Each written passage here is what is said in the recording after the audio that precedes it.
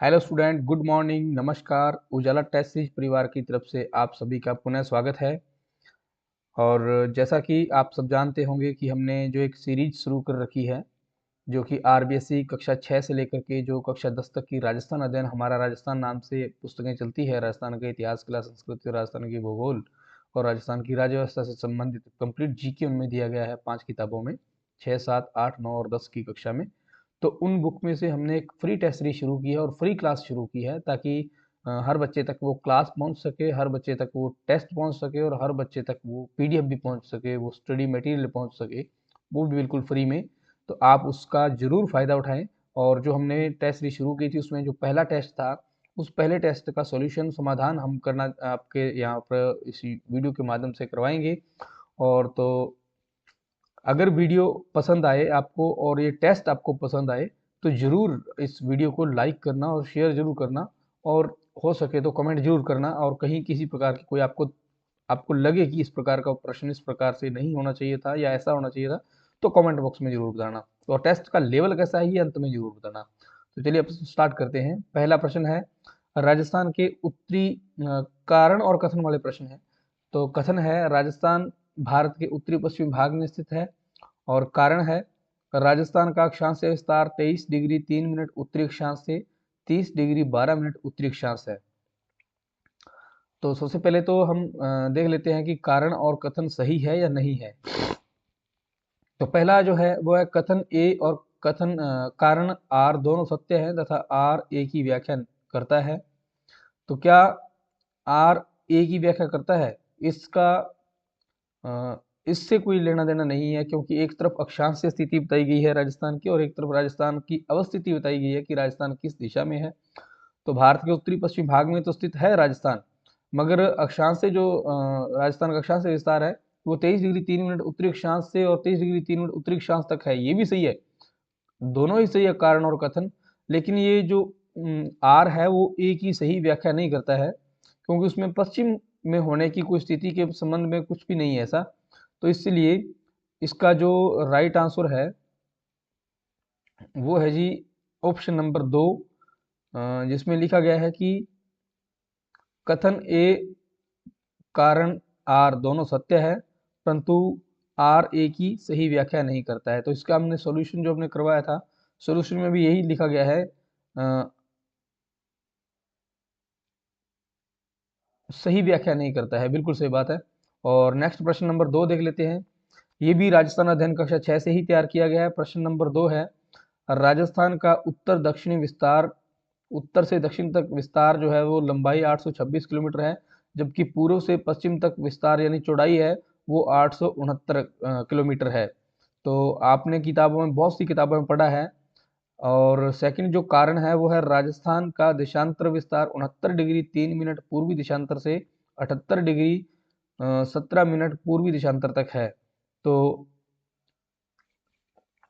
ये जो कारण और कथन सेकंड नंबर प्रश्न में है, ये दोनों सही है, क्योंकि राजस्थान का जो विस्तार है वो लंबाई है वो 826 किलोमीटर है, उत्तर दिशा से लेकर के दक्षिण दिशा के एंड तक, यानी उत्तर दक्षिणी विस्तार।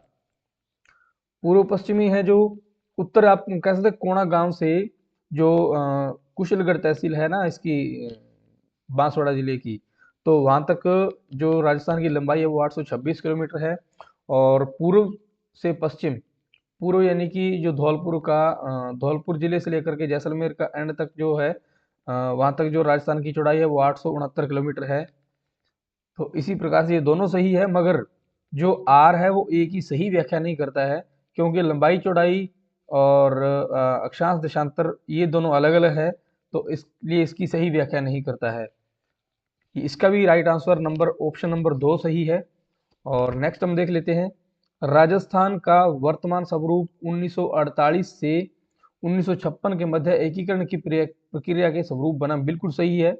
जो राजस्थान का जो वर्तमान स्वरूप है वो एकीकरण की प्रक्रिया के दौरान ही बना है। और वहीं इसका कारण है कि 17 अगस्त 1947 को रेडक्लिफ रेखा का निर्धारण किया गया था। तो राजस्थान एकीकरण से रेडक्लिफ रेखा के निर्धारण से संबंधित कोई ताल्लुक नहीं है, क्योंकि 1948 से 1956 में तो एकीकरण हुआ था और 1947 में रेडक्लिफ रेखा का निर्धारण किया गया था। इसलिए हम यहाँ पर देखते हैं जो कारण और कथन, पहले हमेशा वाक्य में यही होगा कि कारण और कथन दोनों सत्य है, लेकिन आर ए की सही व्याख्या करता है। और दूसरा होगा अ, कथन ए और कारण आर दोनों सत्य है, परंतु आर ए की सही व्याख्या नहीं करता है। और 3 नंबर में होगा कि दोनों ही असत्य है, सॉरी 3 नंबर ऑप्शन में है कथन ए सत्य है, कारण आर असत्य है। और नेक्स्ट जो एंड है वो लास्ट में ऑप्शन है, वह कथन आर ए असत्य है, कारण आर सत्य है। यानी इसका थर्ड का उल्टा हो जाएगा। और जो ऑप्शन नंबर 2 है उसमें लिखा है कि कथन ए और कारण आर, प्रश्न थोड़ा ध्यान से देख लीजिए एक बार, कथन ए और कारण आर दोनों सत्य है, परंतु आर ए की व्याख्या नहीं करता है। बिल्कुल सही है, आर ए की व्याख्या नहीं करता है, परंतु ये है दोनों कथन और कारण दोनों ही सत्य है। नेक्स्ट है प्रश्न नंबर 4, मत्स्य जनपद का उल्लेख महाभारत में मिलता है और कारण है कि मत्स्य जनपद की राजधानी विराटनगर थी। तो विराटनगर राजधानी होने का कारण नहीं है कि महाभारत के अंदर इसका उल्लेख मिलता है। महाभारत में मत्स्य जनपद का उल्लेख मिलने का कारण ये नहीं है कि भाई मत्स्य जनपद की राजधानी विराटनगर थी इसलिए कोई कारण है उसका कोई, तो बिल्कुल भी नहीं है। तो यहाँ पर प्रश्न नंबर जो 4 है उसका राइट आंसर देख लीजिए, प्रश्न ध्यान से देख लीजिए एक बार, मत्स्य जनपद का उल्लेख महाभारत में मिलता है और कारण है कि मत्स्य जनपद की राजधानी विराटनगर बैराट थी, ऐसा नहीं है। क्योंकि मत्स्य जनपद का उल्लेख जो है उस समय के दौरान कुछ ना कुछ ऐसी घटनाएं थी जो महाभारत जो है उसमें मिलती है, उल्लेख मिलता है महाभारत में। और इसका कारण और कथन दोनों सत्य है, मगर ये व्याख्या नहीं करता है। तो कहने का तात्पर्य यह है कि इसकी व्याख्या नहीं है, तो है तो दोनों सत्य ही, तो इसलिए ऑप्शन नंबर 2 इसका राइट आंसर है। नेक्स्ट है प्रश्न नंबर 5, कारण ए, राजस्थान में संभागों की संख्या जिलों की संख्या से कम है क्योंकि प्रशासनिक नियंत्रण केंद्रीकृत है। संभागों की संख्या जिलों की संख्या से कम है, तो नेक्स्ट है इसका कारण क्या है, राजस्थान में 7 संभाग 41 जिले हैं। तो बिल्कुल कारण जो है वो तो सही है, परंतु ए नंबर जो कथन है वो सही नहीं है, क्योंकि राजस्थान में संभागों की संख्या जिलों की संख्या से कम है क्योंकि प्रशासनिक नियंत्रण केंद्रीकृत है। इसका कुछ वो नहीं है, प्रशासनिक केंद्रीकृत नहीं है, क्योंकि अभी जो वर्तमान में राजस्थान के जो जिले हैं वो 41 जिले और 7 संभाग हैं।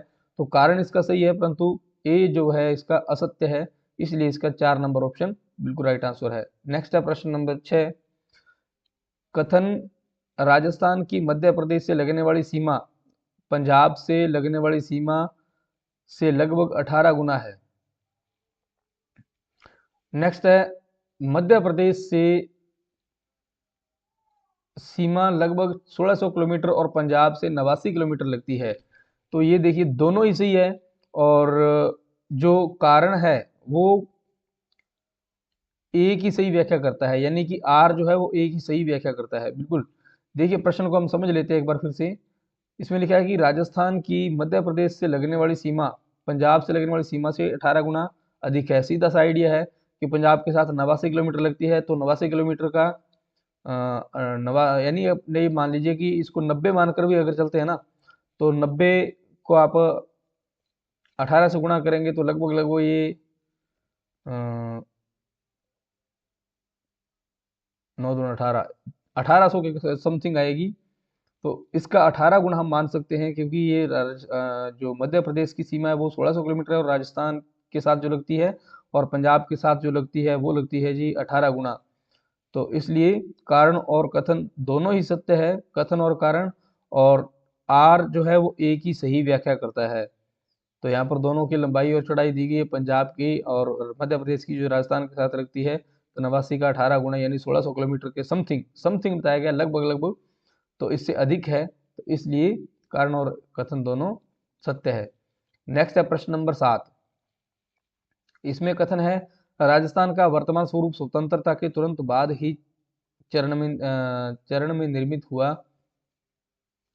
और नेक्स्ट है राजस्थान का एकीकरण 1948 से 1956 के मध्य विभिन्न चरणों में हुआ। तो स्वतंत्रता के तुरंत बाद नहीं कह सकते, क्योंकि अपना जो भारत है वो स्वतंत्र तो हो गया था 1947 में, लेकिन जो एकीकरण की प्रक्रिया है वो प्रारंभ हुई थी 1948 में। तो इसमें जो कथन ए है वो बिल्कुल असत्य है, और जो कारण है ना, राजस्थान का एकीकरण 1948 से 1956 के विभिन्न चरणों में हुआ। तो कितने चरणों में हुआ, इसका आंसर जरूर बताना आप यहाँ पर कमेंट बॉक्स में, कि राजस्थान का एकीकरण कितने चरणों में हुआ और उसमें पहला पहला जो चरण था उसका नाम क्या था, ये जरूर आंसर आपको बताना है। नेक्स्ट है जी प्रश्न नंबर 8। इसमें आपको कॉलम मिलान वाला ये प्रश्न है और स्तंभ मिलान करके हमें राइट आंसर का सिलेक्शन करना होगा। तो इसमें हम चलते हैं प्रश्न नंबर 8 पर। प्रश्न नंबर 8 है, नालसा अभिलेख, विराटनगर, बिजोरिया शिलालेख, घटियाला अभिलेख, इन शिलालेखों और अभिलेखों का आपने मिलान करना है स्तंभ 2 से, जिसमें दिया गया मत्स्य जनपद की राजधानी, चौहानों का इतिहास, मालवों का यूप अभिलेख और प्रतिहारों की जानकारी। यानी जो पहला है नालसा अभिलेख, नालसा अभिलेख है वो बिजोलिया शिला नालसा अभिलेख है जो मालवों का यूप अभिलेख है। ये जो है ना नालसा अभिलेख, ये सी नंबर में मालवों का यूप अभिलेख है। और यानी 1 का सी नंबर होगा और 2 का जो विराटनगर है वो चौहानों का इतिहास, यानी विराटनगर में चौहानों का इतिहास नहीं है, मत्स्य जनपद की राजधानी थी। तो विराटनगर हम पढ़ते आ रहे हैं, पिछले प्रश्न में हमने पढ़ा था मत्स्य जनपद की राजधानी थी, यानी 2 नंबर का हो जाएगा ए और 1 नंबर का था सी। और नेक्स्ट है जी 3 नंबर बिजोलिया शिलालेख। तो बिजोलिया शिलालेख से संबंधित क्या कौन सा कथन है, नीचे वाले स्तंभों में कौन सा सही है, इसमें चौहानों का इतिहास मिलता है, बिल्कुल बिजोलिया शिलालेख में चौहानों का इतिहास मिलता है। और इसका यानी कि 3 नंबर का हो जाएगा बी और 4 नंबर का घटियाला अभिलेख जो है वो घटियाला अभिलेख प्रतिहारों की जानकारी देता है, तो 4 नंबर का हो जाएगा डी। तो चलिए हम इसके राइट आंसर पर चलते हैं। ये देखिए बिल्कुल सही है, ए नंबर का सी है, 2 का ए है और 3 का बी और 4 का डी है। नेक्स्ट प्रश्न नंबर 9। एक जानकारी मैं आपको दे दूं, ये जो टेस्ट सीरीज अपन ये सॉल्यूशन चल रहा है, ये उजाला टेस्ट सीरीज द्वारा जो टेस्ट करवाया जा रहा है ना, फ्री टेस्ट आरबीएससी कक्षा 6 से लेकर कक्षा 10 तक की राजस्थान अध्ययन किताबों से, उसमें से तैयार किए गए टेस्ट है। और ये टेस्ट भी फ्री है और ये क्लास भी फ्री है। और जो विनर रहेगा हर टेस्ट में उसको 51 रुपये नकद राशि इनामी राशि के रूप में दिए जाएंगे। तो इस चीज़ का जरूर आप ध्यान रखिएगा और अभी प्ले स्टोर से डाउनलोड कर लीजिए उजाला टेस्ट सीरीज ऐप। उजाला टेस्ट सीरीज ऐप डाउनलोड करके और वहाँ से फ्री टेस्ट सीरीज का जो एक कोर्स दिया गया उसको ज्वाइन कीजिए। इसके साथ साथ कुछ पैड कोर्स भी है, अगर आप वो भी ज्वाइन करना चाहते हैं तो उसको भी आप ज्वाइन कर सकते हैं। नेक्स्ट है कालीबंगा, आहट, धूलकोट, रंग महल, इन सभ्यता स्थलों का मिलान करना है आपने। उसके नीचे कुछ उसकी विशेषताएं और कुछ क्षेत्र के बारे में बताया गया है, तो उससे मिलान करना है। तो जो कालीबंगा है वो घग्गर नदी क्षेत्र में है या उदयपुर में है या ताम्रवती नाम है उसका या गंगानगर क्षेत्र में है। तो आपको अगर इसका सही आंसर का सिलेक्शन करना होगा तो कालीबंगा घग्गर नदी क्षेत्र में है जी। कालीबंगा किस में है, घग्गर नदी क्षेत्र में। और नेक्स्ट है आहड़। तो आहड़ सभ्यता जो है वो किस क्षेत्र में है, वो उदयपुर से है। आहड़ सभ्यता कहाँ है, उदयपुर से संबंधित, यहाँ तक उदयपुर से संबंधित, B number option. C number है धूलकोट। तो धूलकोट को किस नाम से जाना जाता है, ताम्रवती नाम से भी जाना जाता है। ताम्रवती हमने राजस्थान अध्ययन किताब में पढ़ा है ताम्रवती। तो राजस्थान अध्ययन के अनुसार इसका सही है सी का 3 नंबर का सी। और वहीं रंग महल बचा है। तो रंग महल जो वर्तमान में अगर इसकी बात की जाए तो ये कालीबंगा के पास में स्थित है, लेकिन कालीबंगा हनुमानगढ़ में है। और रंग महल जो सभ्यता है जैसे हमने पिछले वीडियो में बोला भी था कि जो रंग महल सभ्यता का प्रश्न आपसे किया था तो वो गंगानगर क्षेत्र में आती है। ठीक है, तो 4 नंबर का हो जाएगा जी डी नंबर, यानी ए का 1, बी का 2, सी का 3 और डी का 4। एकदम एक्यूरेट आंसर जो है वो इसका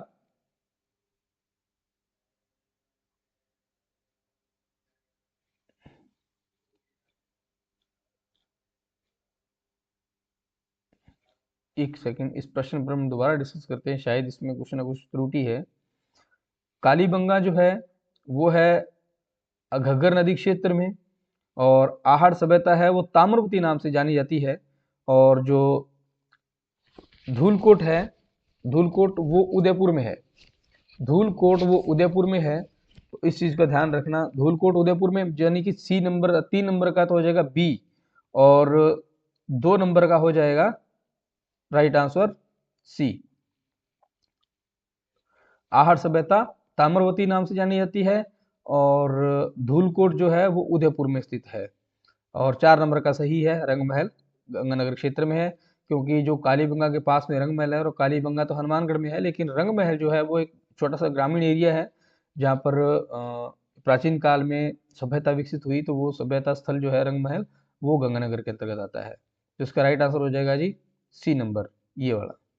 ए का सी, एक का ए, दो का सी, तीन का बी, चार का डी। नेक्स्ट है प्रश्न नंबर, मिलान करने वाला है, ये है कॉलम मिलान वाला। तो इसमें हमीर महाकाव्य कुछ रचनाएं दी गई है और कुछ रचनाकार दिए गए। एक नंबर कॉलम में रचनाएं दी गई है और बी नंबर कॉलम में रचनाकार दिए गए हैं। तो इसका अपन पढ़ते हैं। हमीर महाकाव्य जो है, हमीर काव्य महाकाव्य, ये किसके द्वारा लिखा गया? हमीर द्वारा, हमीर से संबंधित है हमीर महाकाव्य। और पृथ्वीराज विजय, ये चौहान वंश से संबंधित है। पृथ्वीराज विजय, हमीर महाकाव्य हमीर से संबंधित है। और जो है कानड़ देव प्रबंध, तो कानड़ देव प्रबंध जो है वो सी नंबर इसका राइट आंसर होगा, तीन का। तो ये पद्मनाभ से संबंधित है। और जो दलपत विलास है ये बीकानेर से संबंधित है। तो बीकानेर से संबंधित कौन सी रचना है? दलपत विलास, जिसमें बीकानेर का इतिहास दिया गया है, तो इससे संबंधित ये है। तो इसका राइट आंसर जो हो जाएगा एक का बी, यानी हमीर, हमीर महाकाव्य हमीर से संबंधित। और दो का ए यानी पृथ्वीराज विजय है वो चौहान वंश से संबंधित। कानड़ देव प्रबंध जो है वो पद्मनाभ से संबंधित। और जो बीकानेर है वो दलपत विलास से संबंधित है।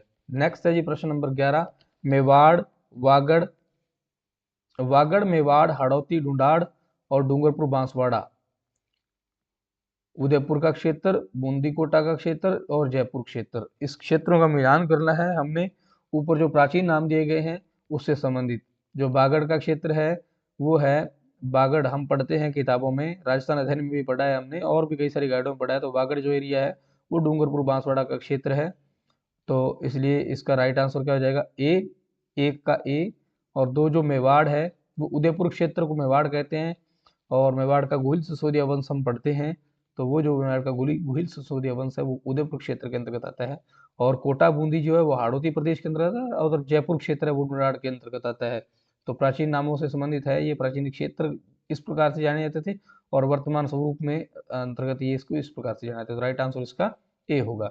नेक्स्ट है प्रश्न नंबर 12, नालियां जो कालीबंगा से है, लकड़ी की नालियां हम पढ़ते हैं वो कालीबंगा से संबंधित है, तो इस चीज का ध्यान रखिएगा।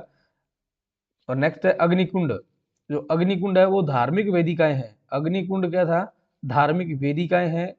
और नेक्स्ट है स्तंभ नंबर 1 का जो 3 नंबर है, जुताई के प्रमाण। तो जुताई के प्रमाण कहाँ मिलते हैं? ये किससे संबंधित है? जुताई करना, यानी ये तो हम आम इस चीज को समझते हैं कि भाई जो जुताई से संबंधित है वो कृषि भूमि से संबंधित है। जुताई के प्रमाण वो किससे संबंधित है? कृषि भूमि से संबंधित है। नेक्स्ट है तांबे का बैल, जो तांबे का बैल मिलता है वो मिलता है सिंधु सभ्यता लक्षण के अंतर्गत। एक बार फिर से देख लेते हैं।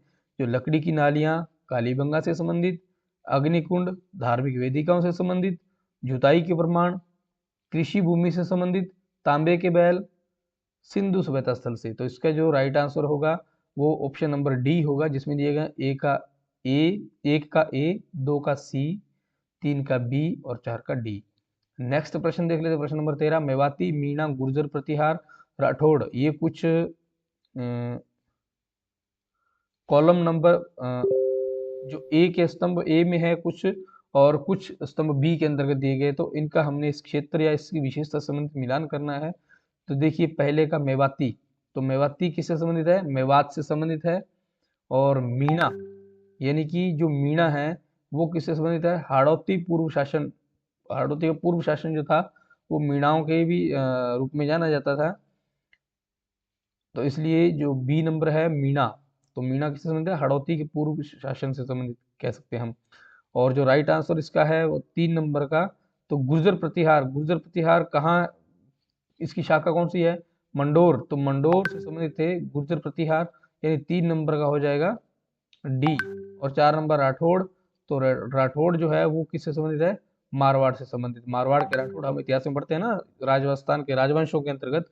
तो इसमें जो राठौड़ों के हम पढ़ेंगे तो वो राठौड़ किससे संबंधित है? मारवाड़ से संबंधित है।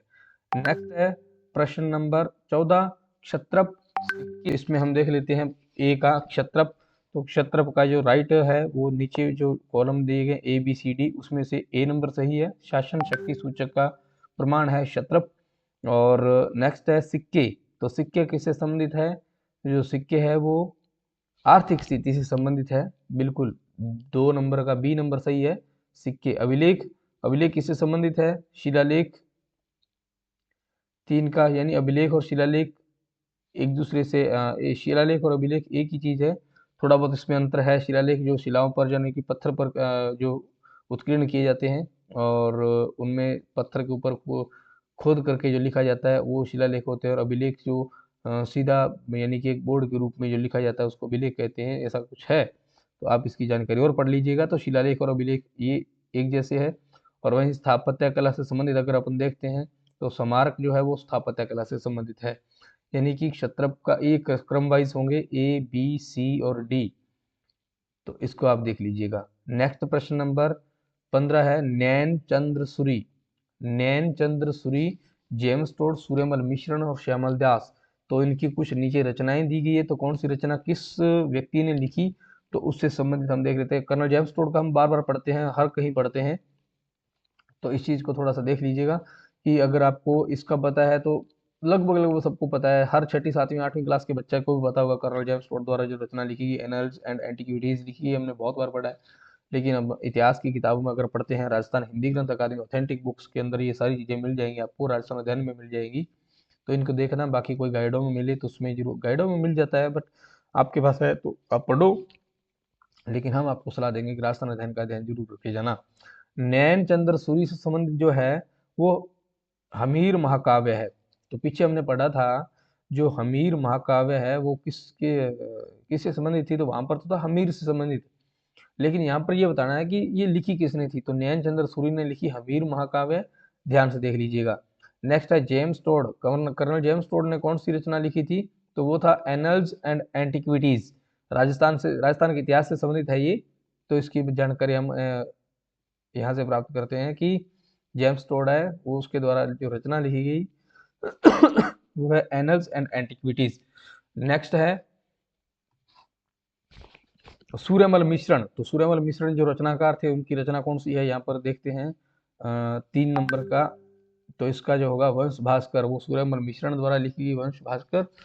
तो इसको जरूर देख लीजिएगा। नेक्स्ट है श्यामल दास। तो श्यामल दास द्वारा कौन सी रचना लिखी गई, 4 नंबर का, तो वीर विनोद। वीर विनोद रचना जो है वो श्यामल दास के द्वारा लिखी गई।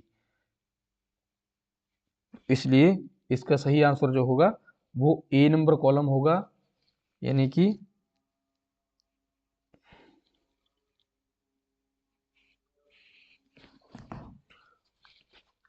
A का C, 2 का B, 3 का D, 4 का A। बिल्कुल। नेक्स्ट है प्रश्न नंबर 16। निम्न कथनों पर विचार कीजिए। तो ये इंपॉर्टेंट प्रश्न था, इसको समझना जरूरी था। इसमें थोड़ी सी भूल मिस्टेक थी जो हम अभी सही करवा देते हैं आपसे, पहले इसको सही ही कर देते हैं।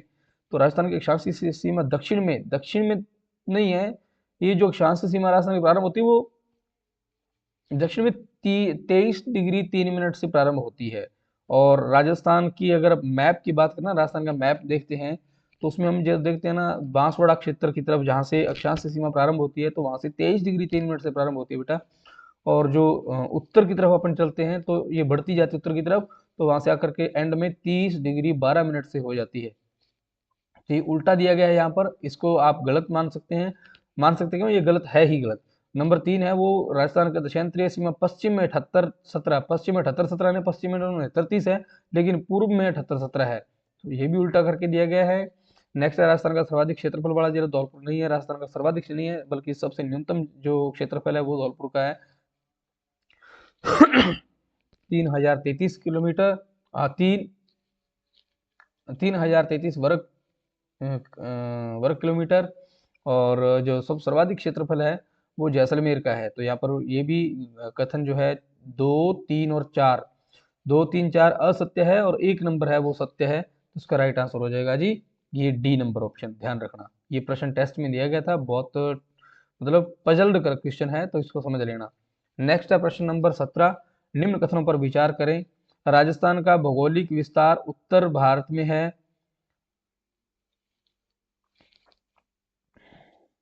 राजस्थान का भौगोलिक विस्तार जो उत्तर भारत में है, राजस्थान की लंबाई उत्तर से दक्षिण तक 869 किलोमीटर है, और राजस्थान की चौड़ाई पूर्व से पश्चिम तक लगभग 826 किलोमीटर है, और राजस्थान सीमाएं पंजाब, हरियाणा, उत्तर प्रदेश, मध्य प्रदेश और गुजरात की सभी से लगती है।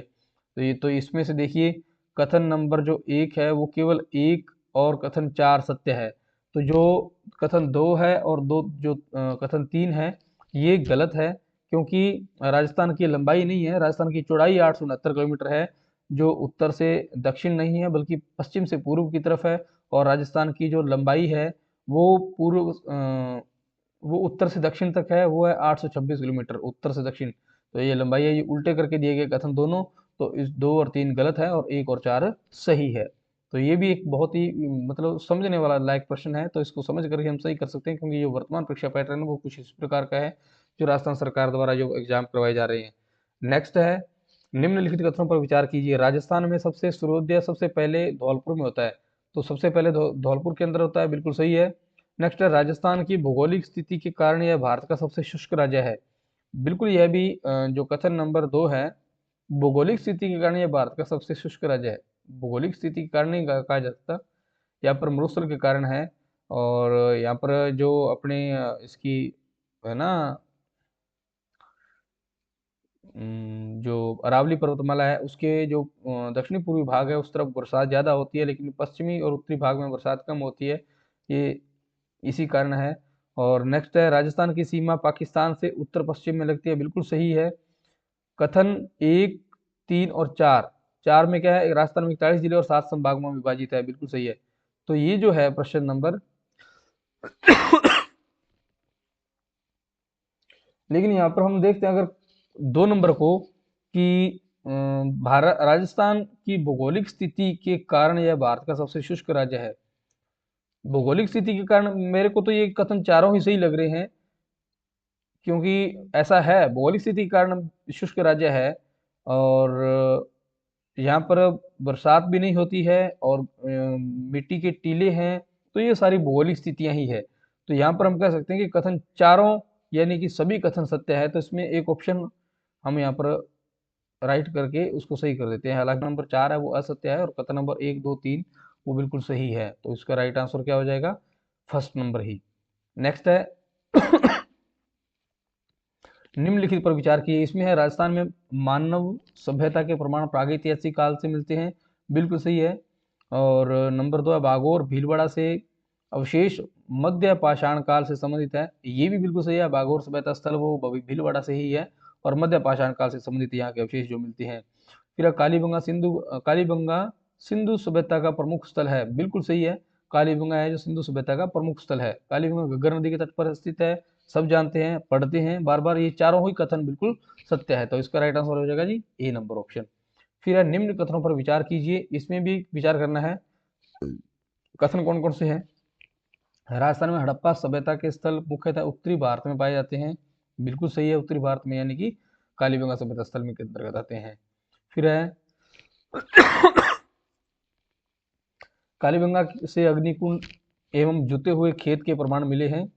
तो इसका दो नंबर ऑप्शन है वो भी बिल्कुल सही है। कालीबंगा से अग्निकुंड और जुते हुए खेत के प्रमाण मिलते हैं, हमने पढ़ा है, कई किताबों में पढ़ा है और राजस्थान अध्ययन इसकी पुष्टि करता है। फिर है, हड़प्पा सभ्यता के लोग मुख्यतः शिकारी जीवन व्यतीत करते थे। तो ये कथन नंबर जो तीन है, हड़प्पा सभ्यता के लोग मुख्य रूप से शिकार और जीवन व्यतीत नहीं करते थे अकेले, उनका कृषि कार्य और पशुपालन भी कार्य था।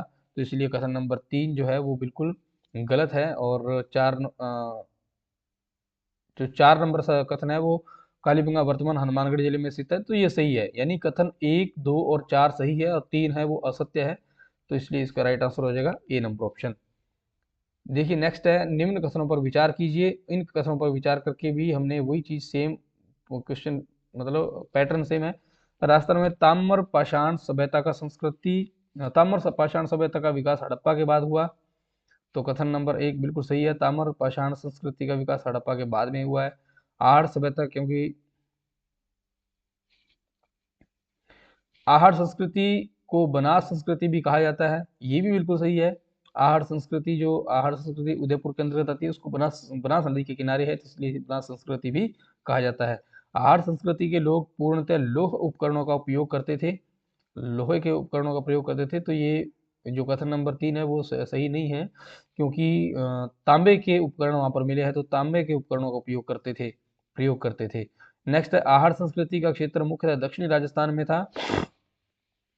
तो आहड़ का जो क्षेत्र है वो दक्षिणी राजस्थान, यानी कि आहड़ किस एरिया में है, राजस्थान के उत्तर में, और उत्तर राजस्थान के किस दिशा में है, दक्षिण दिशा में। तो ये बिल्कुल सही है, यानी कथन 1, 2 और 4 सत्य है, और कथन नंबर 3 जो है वो असत्य है। तो यानी इसका ये ऑप्शन सही है, वो एक फर्स्ट नंबर ऑप्शन ही सही हो जाएगा।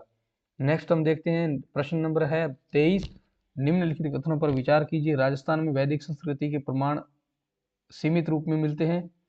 नेक्स्ट है, मत्स्य मत्स्य जनपद का क्षेत्र आधुनिक जयपुर अलवर क्षेत्र में जुड़ा माना जाता है। और थर्ड नंबर है, शालव जनपद का संबंध पश्चिमी राजस्थान में था। फोर्थ नंबर है, महाजनपद काल में राजस्थान का राजनीतिक महत्व नहीं था।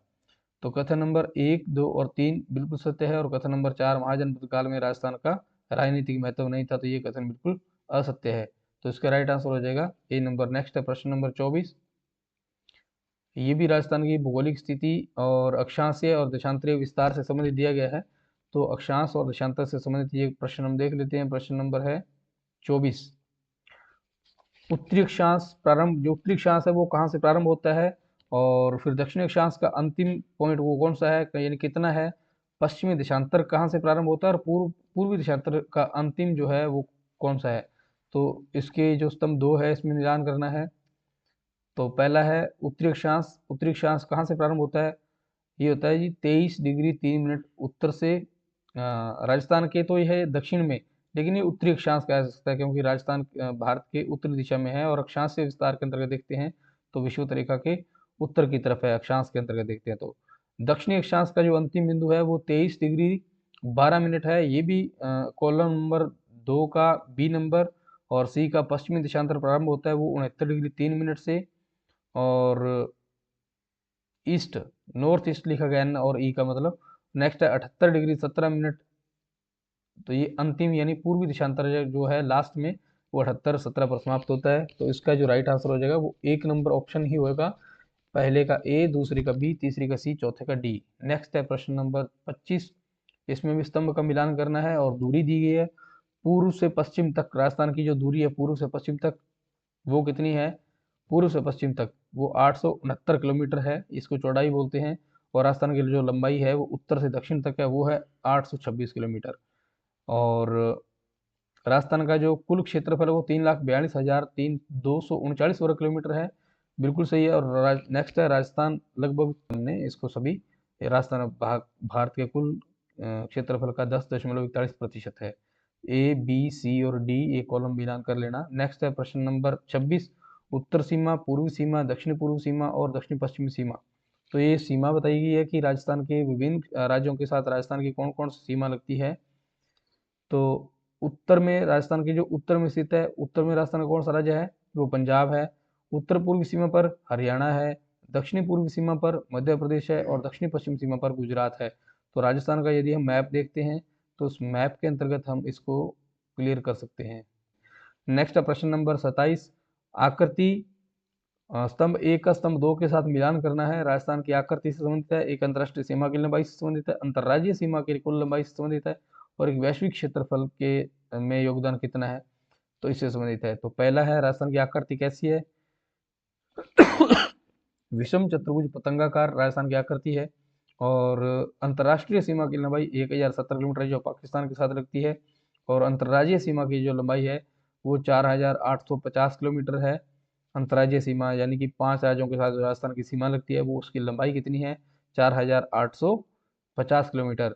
और वहीं इन दोनों को मिलाया जाए तो इन दोनों का योग अगर हम निकालते हैं तो 5920 किलोमीटर आता है। तो इसको भी देख लीजिएगा ध्यान से, कई बार पूछा जाता है और आप सब जानते हैं। और नेक्स्ट है, वैश्विक क्षेत्रफल में योगदान वो 0.25% है। तो इसका जो राइट आंसर हो जाएगा वो पहले का ए, दूसरे का बी, तीसरे का सी, चौथे का डी राइट आंसर। नेक्स्ट है प्रश्न नंबर 28। सर्वाधिक उत्तर बिंदु, सर्वाधिक दक्षिण बिंदु, सर्वाधिक पश्चिमी बिंदु और सर्वाधिक पूर्व बिंदु। तो जो राजस्थान के उत्तर में है सर्वाधिक वो है कोणा गांव गंगानगर का, और दक्षिण में है वो बोरकुंड गांव बांसवाड़ा के अंतर्गत आता है, बांसवाड़ा कुशलगढ़ तहसील के अंतर्गत है बोरकुंड गांव। और नेक्स्ट है कटरा तहसील, कटरा जो है सम तहसील जो है जैसलमेर की, उसका गांव है, स्थान है कटरा, तो वो राजस्थान के सबसे पश्चिम में स्थित है। और सिलाना जो राजस्थान के सबसे पूर्वी बिंदु है, तो ये धौलपुर जिले के अंतर्गत आता है। तो इसको आप सही कर लेना। प्रश्न नंबर सही है इसका जो ए नंबर ऑप्शन, पहले का ए, दूसरे का बी, तीसरे का डी, सी और चौथे का डी, तो इसको सही कर लीजिएगा। नेक्स्ट है प्रश्न नंबर 29, कर्क रेखा का प्रदेश से गुजरना, यानी कर्क रेखा राजस्थान के किन किन जिलों में से गुजरती है उसका मिलान करना है। तो पहले का ए होगा बिल्कुल, डूंगरपुर बांसवाड़ा के अंतर्गत ये दो जिलों में से राजस्थान की गुजरती है कर्क रेखा। राजस्थान राज्य के मुख्य जलवायु भेद, पश्चिमी उत्तर भाग, यानी कि जो राजस्थान का पश्चिम और उत्तरी भाग है वो मुख्य जलवायु भेद के अंतर्गत आता है, क्योंकि यहाँ पर जलवायु शुष्क और अर्धशुष्क दोनों प्रकार की पाई जाती है इसलिए। नेक्स्ट है अरावली की दिशा, यानी कि अरावली की दिशा बतानी है, दक्षिणी पूर्वी भाग में है। और फिर है थार का मरुस्थल, सबसे बड़ा रेगिस्तान का जो सबसे बड़ा रेगिस्तान है वो थार का मरुस्थल है। तो पहले का ए, दूसरे का बी, ये आसान है, कोई इसमें कठिनाई वाली बात नहीं है, लेकिन प्रश्नों का पैटर्न देख कर कई बार हम घबरा जाते हैं, बट ऐसा है नहीं। प्रश्न नंबर 30, लास्ट आज का अंतिम प्रश्न, राजस्थान का भौगोलिक आकार एक विषम चतुर्भुज जैसा है, बिल्कुल सही है। और नेक्स्ट है कथन, तो है राजस्थान का भौगोलिक आकार एक विषम चतुर्भुज जैसा है, और कारण है राजस्थान की सीमाएं प्राकृतिक एवं राजनीतिक दोनों प्रकार की है। तो बिल्कुल कथन और कारण दोनों ही सही है, लेकिन जो आर है वो एक ही सही व्याख्या नहीं करता है। तो इसका जो राइट आंसर हो जाए बी नंबर ऑप्शन होगा 30वें का, तो इसको देख लीजिएगा। धन्यवाद, जय हिंद जय भारत। और आज की ये क्लास यहीं पर समाप्त होती है, मगर एक छोटी सी जानकारी फिर से अपडेट कर दें कि अभी आप प्ले स्टोर से डाउनलोड कीजिएगा उजाला टेस्ट सीरीज ऐप, जिस पर राजस्थान अध्ययन से फ्री टेस्ट करवाए जा रहे हैं। और फ्री टेस्ट के अंतर्गत जो टेस्ट में टॉप 20 में आएंगे उनका एक लकी ड्रॉ निकाला जाता है डेली, और लकी ड्रॉ के अंतर्गत जिसका नाम आएगा उसको 51 रुपये कैश यानी नकद इनामी राशि फोन पे के माध्यम से की जाएगी। तो इसमें लगभग 500 से प्लस बच्चे हैं, और 500 बच्चे के अंतर्गत कितने बच्चे टेस्ट देते हैं वो उनके ऊपर डिपेंड करता है।